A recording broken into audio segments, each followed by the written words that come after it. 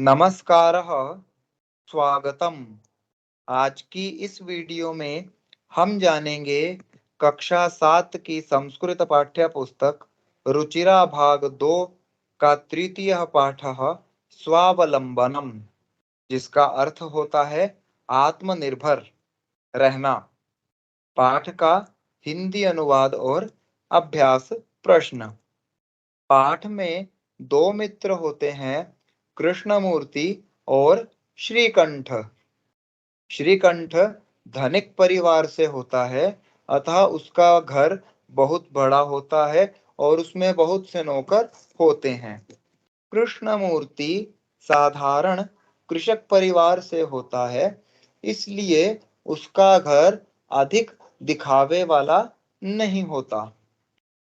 इस पाठ में गरीब या साधारण कृष्णमूर्ति अपने धनिक मित्र श्रीकंठ को आत्मनिर्भरता का उपदेश या शिक्षा कैसे देता है, यह हम इस पाठ के माध्यम से जानेंगे। आइए पाठ शुरू करते हैं। कृष्णमूर्ति श्रीकंठश्च मित्रे आसताम। कृष्णमूर्ति और श्रीकंठ दोनों मित्र थे। श्रीकंठस्य पिता समृद्धः आसीत्। श्रीकंठ के पिता धनी और समृद्ध थे। अतः तस्य भवने सर्वविधानि सुख साधनानि आसन्। इसलिए उसके घर में सभी तरह के सुख सुविधाओं के साधन थे। तस्मिन् विशाले भवने, उस बड़े घर में, चत्वारिंशत् स्तंभाः आसन्। 40 खंबे थे। तस्य 18 प्रकोष्ठेषु, उसके 18 कमरों में, 50 गवाक्षाः 50 खिड़कियां, चतुश्चत्वारिंशत् द्वाराणि 44 दरवाजे, षट्त्रिंशत् विद्युत व्यजनानि च आसन् और 36 बिजली के पंखे थे। तत्र 10 सेवकाः निरंतरं कार्यं कुर्वन्ति स्म। वहां पर 10 सेवक निरंतर कार्य करते थे। परम कृष्णमूर्तेः माता पिता च, लेकिन कृष्णमूर्ति के माता और पिता निर्धनौ कृषक दंपत्ति, निर्धन कृषक दंपत्ति यानी कि किसान पति पत्नी थे।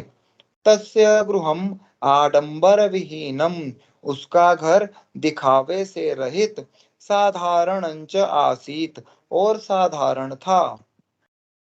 एकदा श्रीकंठः तेन सह, एक बार श्रीकंठ उसके साथ यानी अपने मित्र कृष्णमूर्ति के साथ, प्रातः 9 वादने, सुबह 9 बजे, तस्य गृहम् अगच्छत्, उसके घर गया।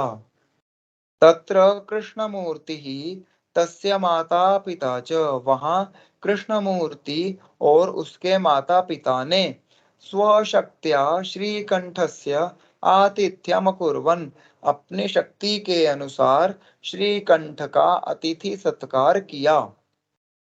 एतत् दृष्ट्वा श्रीकंठः अकथयत्, यह देखकर श्रीकंठ बोला, मित्र, अरे मित्र, अहम भवताम सत्कारेण संतुष्टोस्मि। मैं तुम्हारे इस सत्कार से संतुष्ट हूँ, प्रसन्न हूँ, खुश हूँ। केवलम इदमेव मम दुःखम, केवल यही मेरा दुख है कि यत् तव गृहे एकोपि भृत्यः नास्ति, तुम्हारे घर पर एक भी नौकर नहीं है। मम सत्काराय भवताम बहु कष्टम जातम, मेरे सत्कार के लिए आप लोगों को बहुत कष्ट हुआ। मम गृहे तु बहवः कर्मकराः सन्ति, मेरे घर में तो बहुत से नौकर हैं। तदा कृष्णमूर्ति ही अवदत्, तब कृष्णमूर्ति बोला, मित्र, अरे मित्र, ममापि अष्टौ कर्मकराः सन्ति, मेरे भी 8 नौकर हैं। ते च, और वे हैं द्वौ पादौ द्वौ हस्तौ, दो पैर दो हाथ, द्वे नेत्रे द्वे श्रोत्रे इति, दो आंखें और दो कान। एते प्रतिक्षणं मम सहायकाः, और ये हर समय हर पल मेरे सहायक हैं। किंतु तव भृत्याः सदैव सर्वत्र च, लेकिन तुम्हारे नौकर हमेशा और हर जगह उपस्थिताः भवितुं न शक्नुवन्ति, उपस्थित नहीं रह सकते। त्वं तु स्वकार्याय भृत्याधीनः, तुम तो अपने काम के लिए भी नौकरों के अधीन हो। यदा यदा ते अनुपस्थिताः, जब जब वे अनुपस्थित होते हैं, तदा तदा त्वम कष्टम अनुभवसि, तब तब तुम्हें कष्ट अनुभव होता है। स्वावलंबने तो सर्वदा सुखमेव, आत्मनिर्भरता में स्वावलंबन में तो सदा सुख ही है, न कदापि कष्टम भवति, कभी भी कष्ट या दुख नहीं होता। श्रीकंठ अवदत, श्रीकंठ बोला, मित्र, अरे मित्र, तव वचनानि श्रुत्वा, तुम्हारे वचनों को सुनकर, मम मनसि महती प्रसन्नता जाता, मेरे मन को बहुत प्रसन्नता हुई। अधुना अहमपि, अब से मैं भी, स्वकार्याणि, अपने काम को, स्वयमेव कर्तुमिच्छामि, अपने आप ही स्वयं ही करना चाहता हूँ। भवतु सार्धद्वादशवादनमिदम्, अच्छा 12:30 बज गए हैं। साम्प्रतं गृहं चलामि, अब मैं घर चलता हूँ। तो इस तरह एक गरीब मित्र अमीर मित्र था, उसको अपने घर आने पर उसका अतिथि सत्कार करता है और बड़े ही सभ्य तरीके से उसे आत्मनिर्भरता का, स्वावलंबन का पाठ पढ़ाता है, शिक्षा देता है। हमें भी इस पाठ से यही शिक्षा लेनी है कि हम भी अधिकतर अपना काम स्वयं करने का प्रयास करें। आइए अब देखते हैं पाठ का अभ्यास। पहला प्रश्न, उच्चारणं कुरुत। विंशतिः, द्वाविंशतिः, चतुर्विंशतिः, पंचविंशतिः, अष्टाविंशतिः, नवविंशतिः, त्रिंशत्, द्वात्रिंशत्, त्रयस्त्रिंशत्, चतुस्त्रिंशत्, अष्टात्रिंशत्, नवत्रिंशत्, चत्वारिंशत्, द्विचत्वारिंशत्, त्रयश्चत्वारिंशत्, चतुश्चत्वारिंशत्, सप्तचत्वारिंशत्, पंचाशत्। इस तरह आपने संख्यावाचक शब्दों का उच्चारण करके अभ्यास करना है। अगला प्रश्न, अधोलिखितानां प्रश्नानां उत्तराणि लिखत। जिस प्रश्न में यह निर्देश नहीं दिया है कि उत्तर एक पद में देना है या पूर्ण वाक्य में, वहां आप सामान्य रूप से पूर्ण वाक्य ही समझेंगे। कस्य भवने सर्वविधानि सुख साधनानि आसन्। कस्य भवने, श्रीकंठस्य भवने सर्वविधानि सुख साधनानि आसन्। कस्य गृहे कोऽपि भृत्यः नास्ति। कृष्णमूर्तेः गृहे कोऽपि भृत्यः नास्ति। श्रीकंठस्य आतिथ्यं के अकुर्वन्।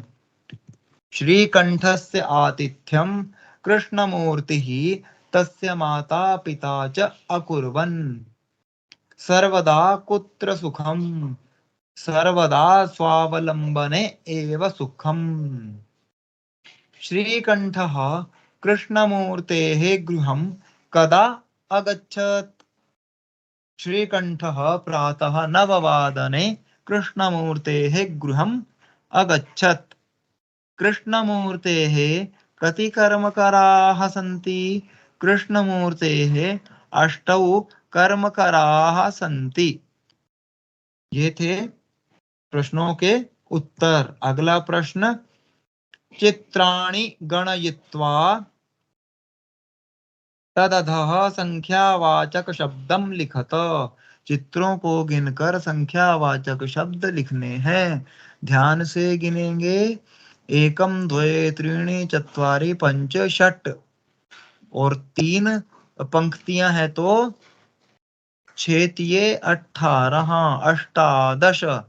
अगले में एकम द्वे त्रीणि चत्वारि पंच, पंच है 3 पंक्तियां हैं, 5 तिये 15, पंचदश। आगे एकम द्वे त्रीणि चत्वारि पंच षट, 6 हैं, 4 पंक्तियां हैं, 6 चौके 24, चतुर्विंशति ही। आगे आम गिनेंगे। एकम द्वे त्रीणि चत्वारि पंच षट सप्त, 7 हैं, 3 पंक्तियां हैं, एकविंशति ही 21। मोमबत्ती गिनेंगे। सिक्थवर्तिका, एका द्वे तिस्रः चतस्रः पंच षट सप्त अष्ट नव दश एकादश द्वादश, 3 पंक्तियां हैं, कितना बनेगा? षट त्रिंशत।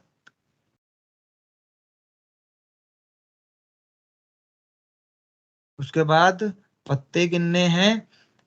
एकम द्वे त्रीणि चत्वारि पंच षट सप्त अष्ट नव दश एकादश, और 3 पंक्तियां हैं तो त्रयस्त्रिंशत। इस तरह अपने संख्याओं को गिनने का अभ्यास करना है। अगला प्रश्न, मंजुषातः अंकानाम कृते पदानि चिनुत। ये आप सबको आता है। मंजुषा में अंकों के नाम लिखे हैं, आपने उन अंकों को पहचानना है। पहला अष्ट अष्टाविंशतिः, दूसरा 30, चतुर्विंशतिः, 50, सप्तविंशतिः, 31, 40। तो आपने संख्याओं का और उनके अंकों का भी ध्यान रखना है। अगला प्रश्न, चित्रम दृष्ट्वा मंजुषातः पदानि च प्रयुज्य वाक्यानि रचयत। चित्र में दिए हुए दृश्यों को देखकर मंजूषा में दिए हुए शब्दों से 3 वाक्य बनाने हैं। पहला वाक्य एक वचन में बनेगा। क्या है? किसान खेत जोत रहा है या हल चला रहा है। तो एषः कृषकः क्षेत्रम कर्षति, यह किसान खेत में हल चला रहा है, खेत जोत रहा है। दूसरा वाक्य 2 किसानों के लिए है जो मिट्टी खोद रहे हैं। एतौ कृषकौ खनन कार्यम कुरुत। तीसरा, चित्र में देखेंगे क्या दिखाई दे रहा है। एते कृषकाः धान्यम रोपयन्ति, ये किसान खेत में क्या कर रहे हैं? धान्य लगा रहे हैं, यानी कि अनाज लगा रहे हैं, धान लगा रहे हैं। अगला प्रश्न, अधोलिखितान समयवाचकान अंकान पदेषु लिखत। नीचे लिखे हुए समयवाचक अंकों को पदों में लिखिए। जैसे 10:30 को क्या लिखा है? सार्धदशवादनम। इसी तरह 7 बजे को कैसे बताएंगे? सप्तवादनम। और 2:30 को कैसे बोलेंगे? जैसे ऊपर हमने 10:30 को बोला है, उसके पहले सार्ध शब्द का प्रयोग करेंगे। सार्ध द्विवादनम, एकादशवादनम, 4:30, सार्ध चतुर्वादनम, सार्ध एकवादनम, पंचवादनम, सार्ध त्रिवादनम, नववादनम, सार्ध द्वादशवादनम, अष्टवादनम, सार्ध सप्तवादनम। इस तरह अपने संस्कृत में समय का भी अभ्यास करना है। अगला प्रश्न, मंजुषातः पदानि चित्वा रिक्तस्थानानि पूरयत। मंजुषा से पदों को चुनकर रिक्त स्थान पूरे करने हैं। ऋतवः भवन्ति, ऋतुएं होती हैं। कितनी होती हैं? षड ऋतवः भवन्ति। मासाः भवन्ति, मास होते हैं कितने? द्वादश भवन्ति। एकस्मिन् मासे दिवसाः भवन्ति, एक महीने में दिन होते हैं। त्रिंशत् अथवा एकत्रिंशत् दिवसाः भवन्ति। फरवरी मासे सामान्यतः दिनानि भवन्ति। अष्टाविंशतिः दिनानि भवन्ति। मम शरीरे हस्तौ स्तः, मम शरीरे द्वौ हस्तौ स्तः। इस तरह पाठ का अभ्यास भी पूर्ण होता है। आपने पाठ को ध्यान से पढ़ना है और जो शिक्षा पाठ में दी गई है उसे अपने जीवन में अपनाने का प्रयास करना है। तब तक के लिए धन्यवादः।